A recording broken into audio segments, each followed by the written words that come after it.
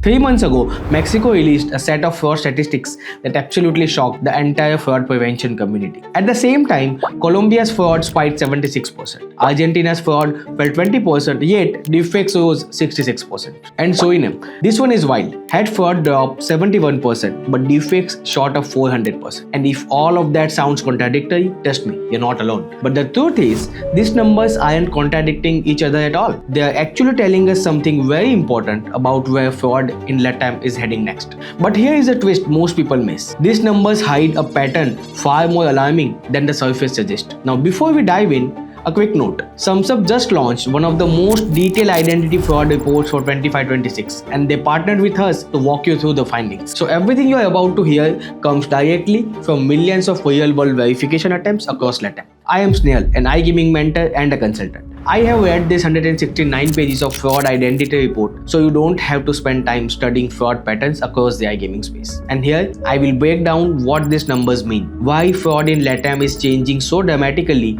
and what operators must do right now to stay ahead. Let's get into it. Let's start with the big mystery. Why is traditional fraud dropping in so many LATAM countries while deepfake activities is exploding? What SumSub's data reveals is this. Fraud isn't decreasing, it's transforming. Once you see how this transformation works, you will never look at fraud numbers the same way again. Let me break down the key countries, because each one tells a piece of the story. Here's what that means. Verification system in Mexico have gotten much better at catching traditional fraud, like stolen IDs, low quality document forgeries, and mass bot-driven sign-up attempts. So what did fraudsters do? They pivoted. Instead of mass producing thousands of sloppy identity attempts, they are creating fewer but much more sophisticated AI-engineered deepfake submissions. Think of it this way. Old fraud, like 1,000 cheap attempts. New fraud is like 50 highly polished AI crafted attempts. Fewer attempts, higher success rate, bigger payouts. And Mexico is just the beginning. The next country shows the opposite trend. Second is Colombia. Colombia is actually the opposite pattern. Fraud up 76%, deepfakes up 77%. This tells us Colombia is in high growth digital phase. More fintech, more e-commerce, more digital onboarding, which naturally attracts fraud networks. And because the ecosystem is expanding so quickly, the fraudsters aren't just attacking more, they are upgrading their tools at the same time. But wait until you hear what's happening in Suriname. It's even stranger. Suriname, the most interesting, fraud down 71%, deepfakes up 400%. Suriname has relatively weaker KYC requirements compared to bigger LATAM markets, making it a testing lab for fraud networks. Fraudsters often start here. They experiment with new deepfake methods, figure out what slips through, refine the technique, then deploy it at a scale in larger markets like Colombia, Mexico, and Argentina. This is where fraud stops being random and starts looking like research and development. Next is Argentina and Venezuela. Argentina tightened its fintech onboarding rules. Fraud dropped 20%, but deepfakes rose 66%. Same story in Venezuela. Fraud down 19%, deepfakes up 99%. Traditional fraud declines because regulation gets tougher, but sophisticated fraud rises because attackers adapt faster than compliance frameworks. The big takeaway: fraud in LATAM has entered the sophistication era. According to the SumSub report, advanced multi-layered fraud attacks grew from 10% in 2024 to 28% in 2025. That's literally 180% increase in high-tech sophisticated fraud in 1 year. And advanced fraud means AI-generated faces, deepfake liveness video, synthetic identities, device tampering, organized activity, automated post-KYC abuse. We are no longer dealing with amateurs. We're dealing with fraud networks that operate just like tech startups, requiring planning, automation, and resources. However, here when they succeed, they cause exponentially greater damage. And if that sounds insane, wait until you see how these fraud networks actually operate behind the scenes. Now let's go deeper and talk about how these fraud networks actually operate. SumSub's analysis breaks fraud into two big categories: first-party fraud and third-party fraud. Let's start with first-party fraud. This is when the customer themselves commits the fraud. It includes synthetic identities, 21%. Fraudsters literally create fake people using mixed or made-up data. Chargeback abuse, 16%. A customer pays, uses a service, and then files a fake refund claim to get the money back. Application fraud, 14%. This is when someone lies on the application just to access bonuses or financial products. Deepfakes, 11%. AI generated video or voice used to full verification system. Money muling, also 11%. Someone rents out the accounts so criminals can move illicit money through it. That's first party fraud. Let's move to third party fraud. This is when an external attacker targets your platform. The biggest one is identity theft. 28%. Attackers use stolen personal data to impersonate real people. Next, account takeovers. 19%. They break into a real player's account and switch payment methods and drain everything. Card tasting. 17%. Fraudsters run hundreds of tiny transactions to taste stolen cards. Phishing and social engineering. 16%. They trick users into giving up passwords or verification codes. And finally, bot-driven attacks. 12%. Automated scripts used to mask create accounts, taste credentials or abuse bonuses. So those are the two words of fraud happening in LATAM right now. And you can see just how different they are, but also how dangerous both can be. Now things are gonna get wild.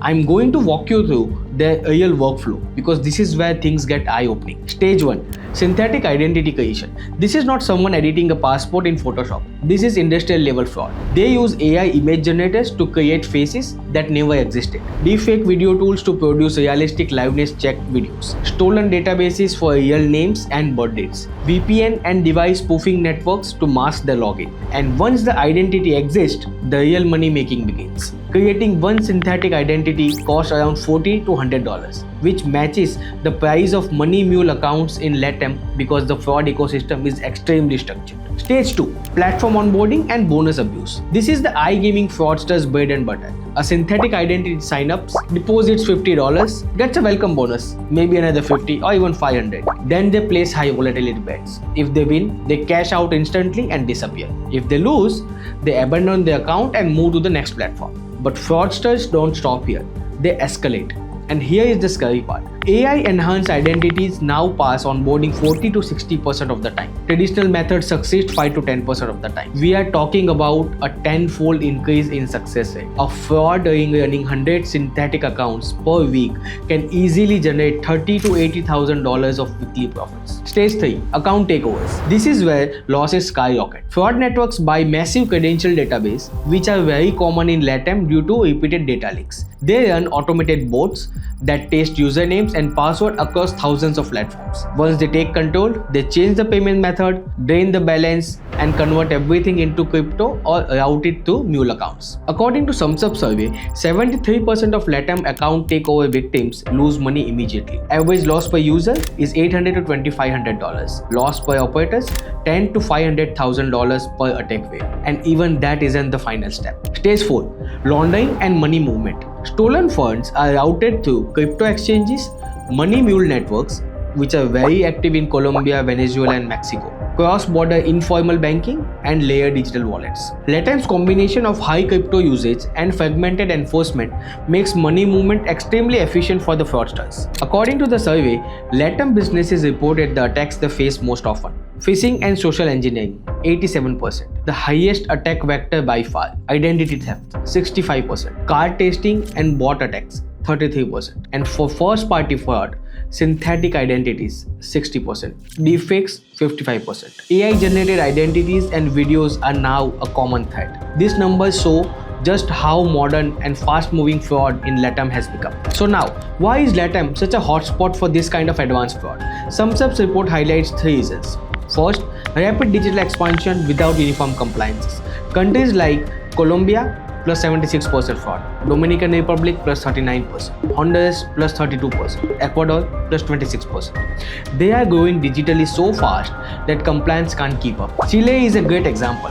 Fraud nearly tripled to 1.4%, a 148% surge, because fraudsters use Chile as a testing ground. Fraudsters experiment here before scaling to larger markets. Second, fragmented regulation between countries. Mexico cracks down, fraud goes down. Defects explode. Argentina tightens rules, fraud declines. Defects rise. Meanwhile, in countries with less enforcement, both numbers rise together. So fraud networks simply move between countries based on the resistance. They find weakness in one market, exploit it, then adapt when enforcement tightens. Number 3. Industrialized professional fraud networks. Year over year, template-based fraud up by 56%, systematic reuse across platforms, liveness bypass attempts up 60%, coordinated attacks on specific weaknesses, synthetic identities tripled, now 7.3% of all fraud. This is no longer an opportunistic crime.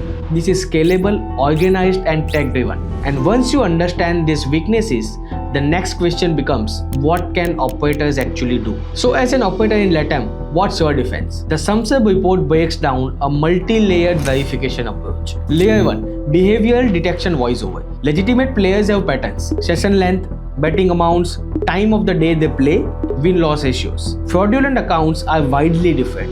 All deposits at 2 a.m. withdrawals at 3 a.m. High velocity activity, not normal player behavior. No engagement with platform beyond the bonus. ML models catches this automatically. 25 to 35% catch rate. Behavior analysis works because real players behave like humans and fraudsters behaves like system.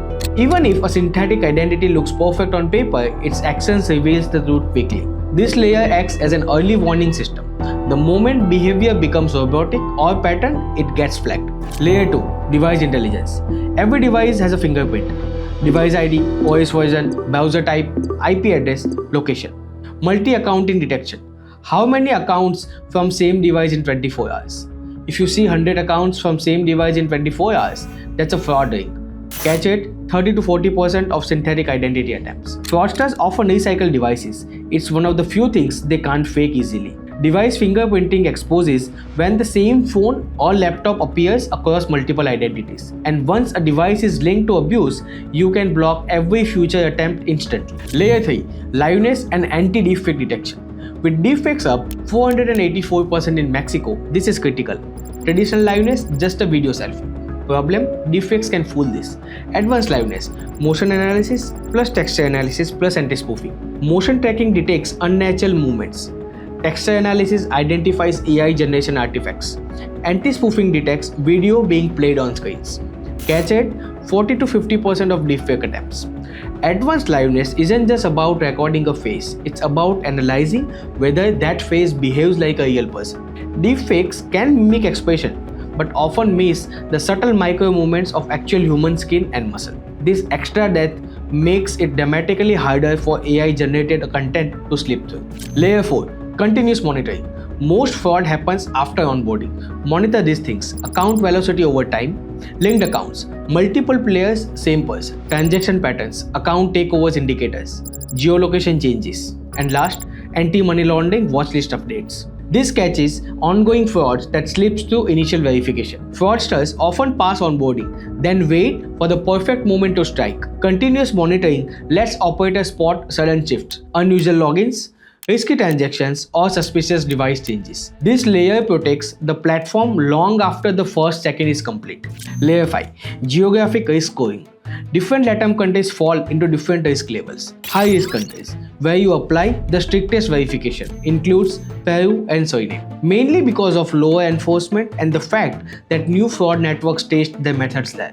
And Venezuela, where economic instability drives a lot of money laundering activity. Medium high risk markets include Colombia, which saw a 76% surge in fraud, the Dominican Republic with 39% rise and high deepfake rate, and also Honduras and Ecuador, which grew 32 and 26%. Medium risk countries include Mexico and Argentina, both tighten enforcement, but deepfake adoption is still rising. And finally, low risk markets, Brazil, sitting at just 0.9% fraud thanks to strong anti-money laundering and PIX regulation. And Chile, which despite a 148% spike is backed by increasingly tighter regulatory frameworks. Apply higher verification standards to higher risk countries, but don't overblock legitimate players. Use risk tiering.